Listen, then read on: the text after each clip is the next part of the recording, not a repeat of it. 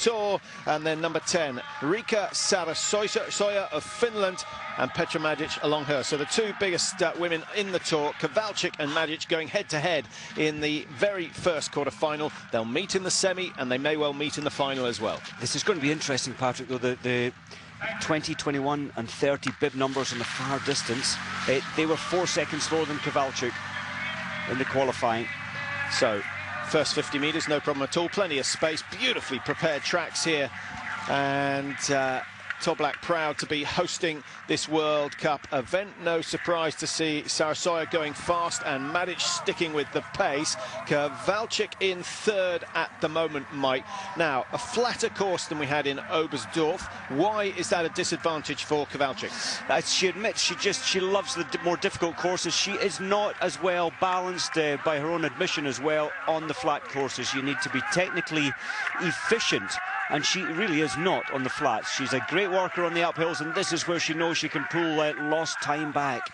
Well, it's a fairly brutal pace initially. Now remember, the first two go through by right, and then we will get two of the fastest qualifiers from the 5 heats, so it's vitally important that you push the pace. Only 12 will go through to the semis. I'm just thinking, Patrick, this might not be as simple as we may earlier have thought for Kowalczyk to qualify. She has to place in the top 2 or have a lucky loser time. And I think the pack are going to maybe edge her out in this one. Well, they may well do, but if she can finish in the top 3, she's got a good chance, because Majic, no doubt, will set the quickest time in the quarterfinals. She did it all the way through the classic sprint that we had in Oberstdorf. I don't think she's learnt the art of pacing. She hasn't. I'm so impressed with Petra, though, by her own admission, and as we see in every result, she's a lot less efficient in the skating technique, and she's gone earlier and set the fastest time. Well, here's the last of the climbs, and Kowalczyk starting to make her move on the far side. The Finn, Saarasoja, in the middle of your picture, looking very smooth at the moment. Majic has the perfect line, should have the advantage coming over the top of the hill for Finland. Anna Haag, a really good race today from Anna Haag. If she can get through to the second round, to the semi-finals, Mike, that could make her one of the contenders for the title this year. She's lying in 7th, only 2 minutes behind the leaders, and she showed some brilliant form in the double pursuit. Anna Haag, and the confidence, Patrick, you mentioned it, she's still holding Haag in second place. Her confidence has raised her game. Kowalczyk, this is a worrying time for Kowalczyk. Yeah, now blocked out by Saarasoja, and you can't blame the Finn. She had space. Majic senses that she's got an opportunity, goes for broke. Kowalczyk down in 4th at the moment, in danger of being knocked out, and the descent down towards the stadium. She will not make any time up on this particular section.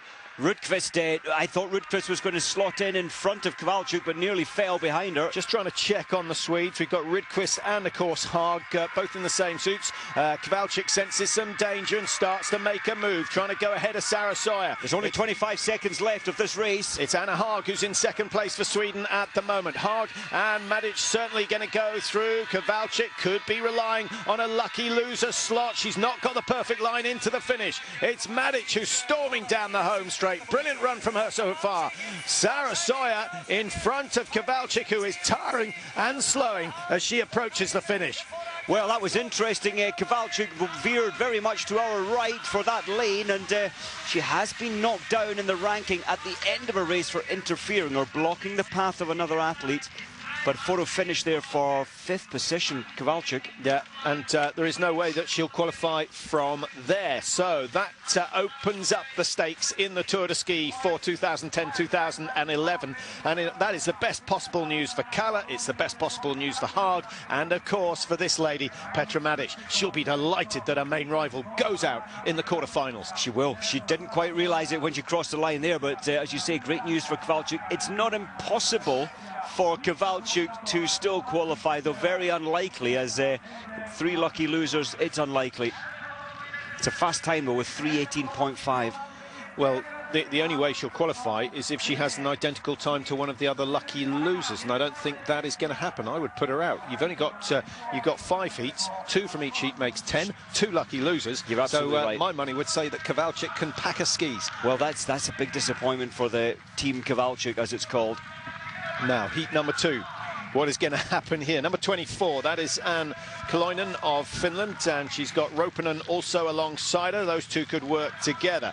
For number 7, that's Kristiina Lautenmäki, perhaps the dark horse of the tour so